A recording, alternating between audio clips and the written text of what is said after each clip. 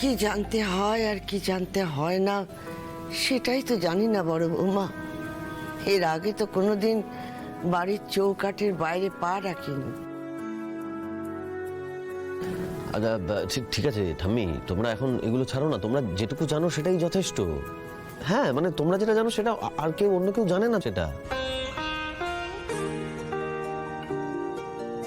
আসলে তুমি আর আনন্দী আমাদের পাশে যেভাবে আছো, আমাদের বড়রাও যদি আমাদের পাশে সেভাবে থাকতো না, তাহলে আমরাও স্মার্টলি কথা বলতে পারতাম, হাঁটাচলা করতে পারতাম।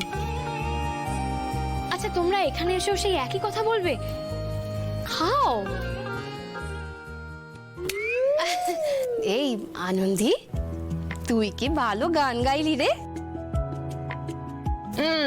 ঠিক আছে ঠিক আছে, এবার বলো দেখি যে খাবারগুলো সব কেমন খেতে হয়েছে। ধর বাবু, এই কি হাতে ধরিয়ে দিয়েছিস, একটা দানাও তো মুখে তুলতে পারছি না।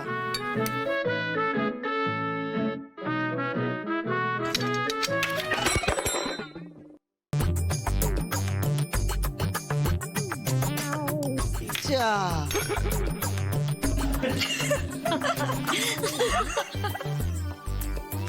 ঠাম্মি ঠাম্মি ছেড়ে দাও ছেড়ে দাও, তুমি ওটা ছেড়ে দাও, অন্য চামচ পড়লে দিয়ে যাবে। তুমি শুরু করো, খেতে শুরু করো। এমা না না বাবা, আমি তুলে দিচ্ছি।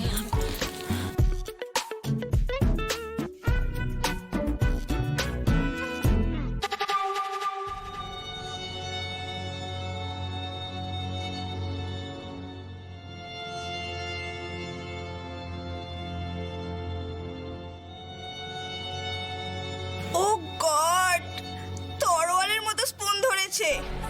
এই স্পুন কি আর হাতে থাকে? ছিটকে বাইরের টেবিলে চলে গেছে। দেখ, সেটাই আবার মুছে খাওয়া শুরু করলো বলে। এরা যে এখানে কেন আসে, যে কোনো পাইস হোটেলে গিয়ে একেবারে হাত ডুবিয়ে কবজি ডুবিয়ে ভাত ডাল মেখে চটকে খেলেই তো পারে। এখানে আসার কি দরকার?